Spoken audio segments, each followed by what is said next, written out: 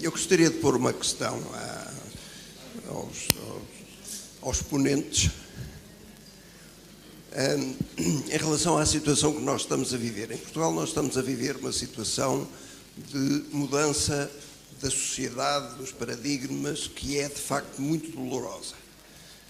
Nós abordámos sobretudo nessa perspectiva, e a questão que eu gostaria de pôr é quais são, digamos, os potenciais benefícios deste processo doloroso e em que medida e em que timing é que nós podemos ver, digamos, a luz ao fundo do túnel, como se costuma dizer, ou acalentar, digamos, uma esperança, sobretudo tendo em conta que temos aqui, sobretudo, um conjunto de pessoas muito jovens, para quem, digamos, a profissão, com todas estas ameaças que conhecemos e que foram descritas, podem funcionar como fatores de desânimo e, portanto, eu gostaria de facto de ter uma perspectiva de esperança. O que é que vai resultar depois de toda esta mudança, o que é expectável que aconteça depois desta situação de crise e de mudança que nós estamos a viver, porque há uma alternativa, certamente, não é? Muito obrigado. Obrigada. Quem quer responder? Obrigado, Amândio, pela questão. É assim, eu penso que nós podemos ser atores e agentes nessa mudança. A realidade é a realidade, bom, não podemos mudá-la, mas podemos, e aquilo que o professor Peiró disse esta manhã é reorganizar soluções, ajustar e adaptar as nossas soluções, que, como tu sabes e eu também, porque temos estado nesta área há muitos anos, houve tempos de vacas gordas em que as empresas pagavam serviços com um preço fantástico. Hoje não. Hoje as empresas querem o mesmo, com menos dinheiro, e nós temos que ser capazes de encontrar soluções de qualidade e responder às necessidades das organizações.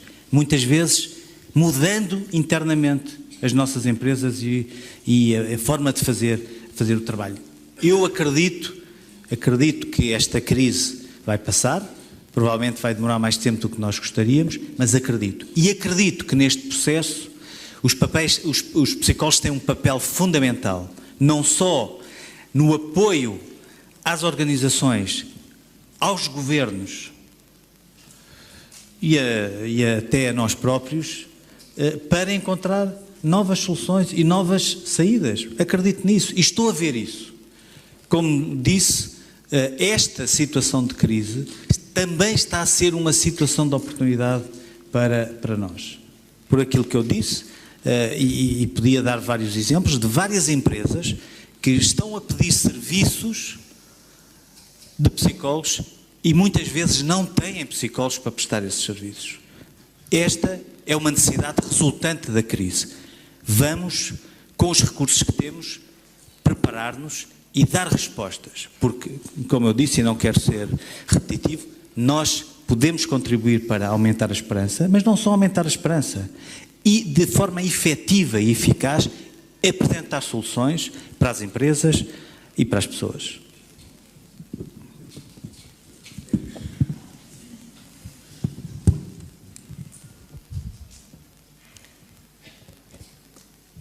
Outras perguntas que gostassem de colocar, aproveitando os nossos convidados?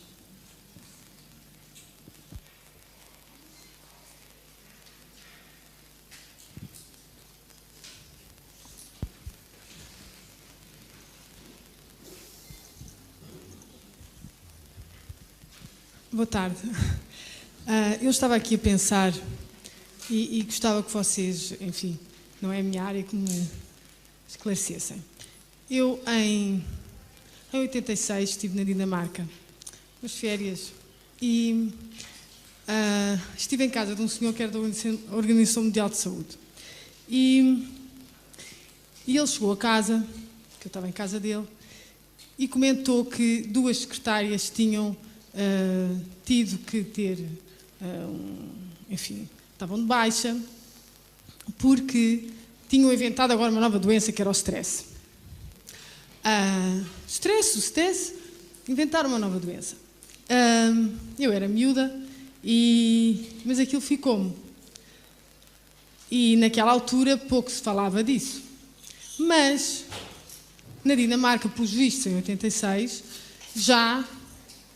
o stress já era considerado uma perturbação passível das pessoas terem um espaço ou um tempo para tratamento. Quer dizer, pensando que este país está bastante mais adiantado do que nós, o que é que eles fazem hoje em dia e como é que evoluiu desde aí, porque já vão lá há muitos anos, com estes países nórdicos? Eu não sei, se calhar a pergunta vocês não sabem responder, mas eu às vezes penso que realmente, quer dizer, naquela altura já se fazia isto, como é que eles hoje em dia abordam estes problemas? Vocês têm algum conhecimento?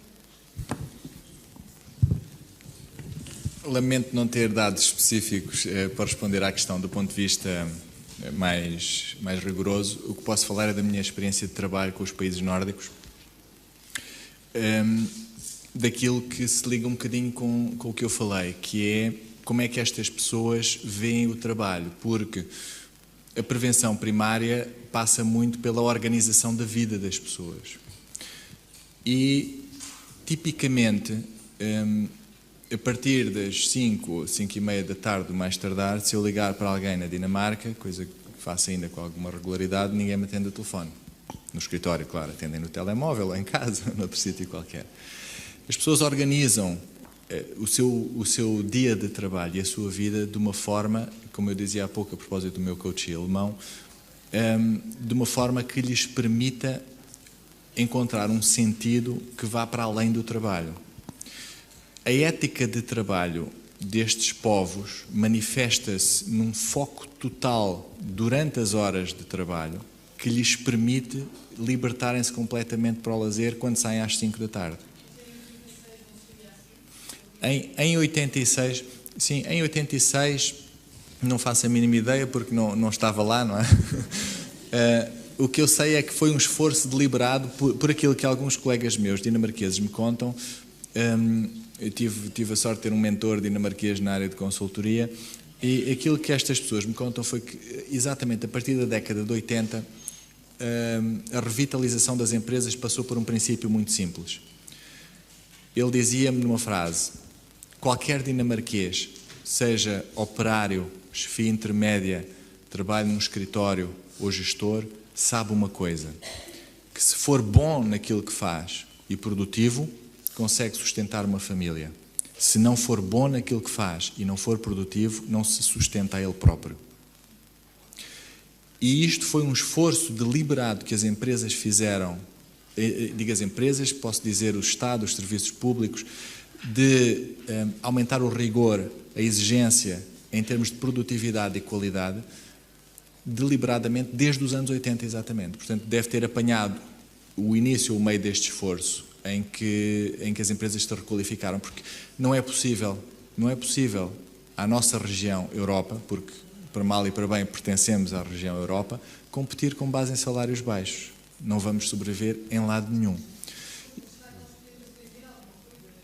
Eu acredito, quero crer que sim, essa é a minha missão enquanto consultor, trazer este tipo de práticas para as empresas portuguesas e trazer este tipo de reflexão para a cultura das empresas portuguesas. Só quando conseguimos organizar a nossa, se calhar pegando no exemplo da minha comunicação, a nossa experiência ótima no trabalho, nos conseguimos libertar para outras coisas. Mas a prática deles vai ao ponto de ninguém atende um telefonema privado durante as horas de trabalho, porque isto é considerado imoral. Reparem, eu estou a ser pago para trabalhar pelo meu empregador, e se eu gastar 20 minutos do meu tempo em socialização com os amigos durante as horas de trabalho, eu vou ter de compensar no fim do dia. Estas coisas são normais para um dinamarquês, um alemão ou um japonês. Estas coisas são normais para as nações ricas do mundo, para as empresas ricas do mundo. E, portanto, nós temos muito a aprender com isto. E esta transformação de mentalidades que passa por nós, educadores, consultores nas empresas.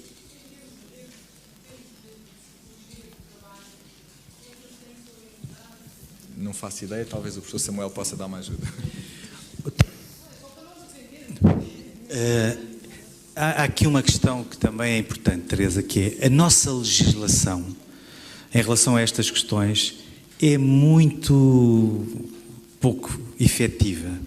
Por exemplo, na Bélgica, a legislação que protege as pessoas das situações de risco psicossocial é muito mais protetora das pessoas. E eu, em abril, estava a falar com um colega nosso, psicólogo, que trabalha nesta área na Bélgica, e ele estava-me a dizer uma coisa. Eu estive a acompanhar uma situação, porque estas situações têm que ser, digamos, investigadas, uma situação de assédio moral, de um diretor que estava a fazer assédio moral, não sexual, moral, a uma colaboradora. E nesse processo foi identificado factualmente que o diretor fazia assédio moral à colaboradora. O diretor foi despedido sem qualquer indenização, sem nada. Despedido. E eu pensei, isto em Portugal era impossível. Porque a legislação não permite que isto aconteça, não é? E, portanto, há aqui um caminho a percorrer, que é um caminho também, Amândio, de influência junto dos governos e da Assembleia da República para que a lei seja mais próxima das melhores leis da Europa. E que neste momento a nossa não é. A nossa é muito fraquinha. Nem se fala disso. Vocês nem ouvem falar disso. E a lei não prevê qualquer tipo de sanção para estas situações. Portanto, eu acho que o caminho é um bocadinho por aí, Teresa. Nós temos que ir buscar as boas práticas na Europa e, através da ordem, influenciar os organismos que podem mudar a legislação que proteja mais as pessoas.